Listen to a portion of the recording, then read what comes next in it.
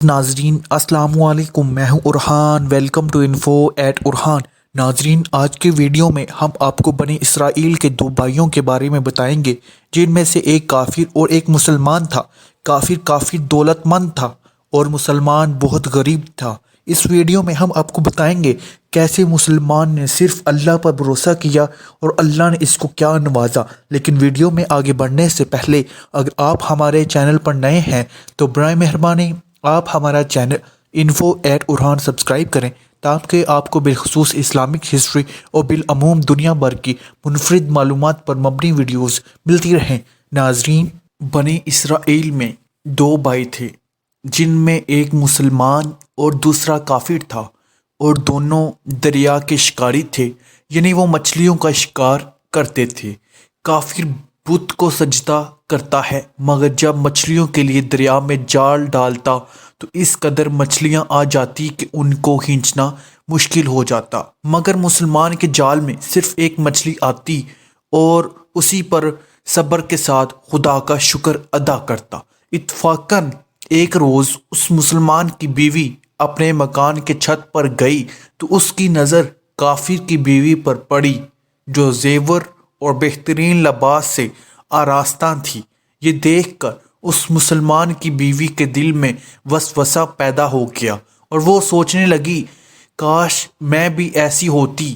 کافر کی بیوی بولی، تم اپنے شوہر کو آمادہ کر لے کہ وہ بھی میرے شوہر کے معبود یعنی بت کی عبادت کیا کرے تاکہ تو بھی میری طرح مالدار ہو جائے۔ یہ سن کر مسلمان کی بیوی کچھ غم زدہ ہو کر نیچے چلی گئی، اور جب اس کا شوہر گھر آیا تو بیوی کا حال دیکھ کر دریافت کیا کہ آخر کیا بات ہے جس سے تو اس قدر غم زدہ معلوم ہوتی ہے۔ اس کی بیوی کہنے لگی، بس میاں، یا تو مجھے طلاق دے دو یا پھر اپنے بھائی کی معبود کی پرستش اختیار کرو۔ یہ سن کر اس کے شوہر نے کہا، خدا کی بندی خدا سے نہیں ڈرتی کہ ایمان کی دولت کے بعد کفر کی باتیں کرتی ہے۔ وہ عورت بولی، بس اب مجھ سے زیادہ باتیں نہ بناؤ، میں ننگی پونجی نہیں رہ سکتی۔ جبکہ دوسری عورتیں، خصوصاً تیرے بھائی کی بیوی کو میں دیکھ رہی ہوں، وہ زیورات اور عمدہ لباس سے آراستہ رہتی ہے۔ جب اس مرد مومن نے دیکھا کہ عورت ضد پر اتر آئی ہے اور اس کا اصرار حد سے بڑھ چکا ہے تو اس نے عورت کو تسلی دی اور کہا، اچھا، گھبرانے کی ضرورت نہیں، میں کل سے کاریگروں اور مزدوروں میں جا کے محنت کر کے تجھے روزانہ 2 درہم دیتا رہوں گا۔ ان 2 درہم سے تم اپنی حالت درست کر لینا۔ یہ سن کر عورت کو کچھ تسکین حاصل ہوئی۔ صبح سویرے وہ مرد مومن مزدوری کی تلاش میں نکلا، لیکن کسی نے اس کو کام پر نہیں لگایا۔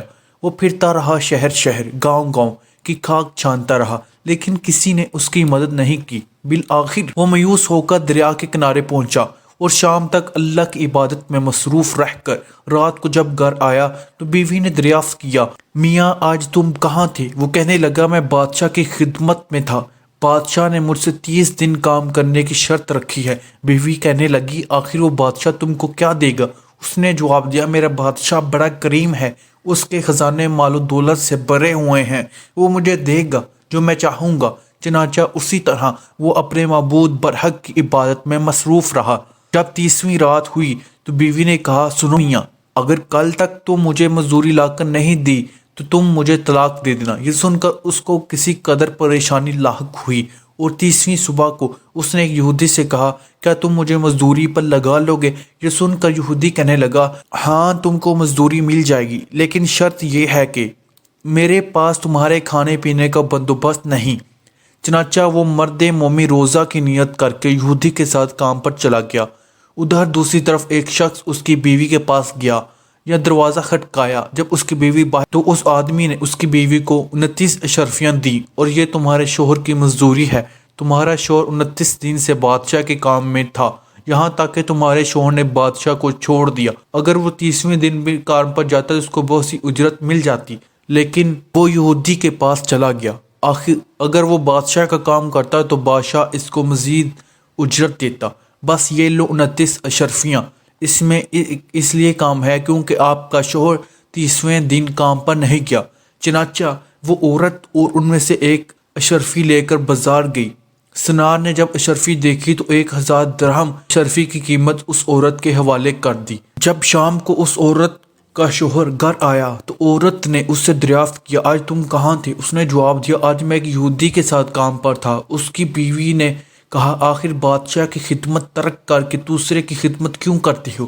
پھر اپنے شوہر کو اشرفیوں کا واقعہ سنایا، جس کو سن کر وہ مرد مومن آمین روتے روتے بے ہوش ہو گیا، اور جب اس کو ہوش آیا تو بیوی سے کہنے لگا افسوس کہ میں نے بادشاہت دو جہان کی خدمت کے حق کو اپنے اوپر لازم نہیں کیا۔ اس کے بعد اس آدمی نے عورت کو چھوڑ دیا اور پہاڑوں پر چلا گیا، جہاں خدا کی عبادت میں مصروف رہتا اور بقیہ زندگی وہیں گزار دی، اور وہیں اس کا انتقال ہو گیا۔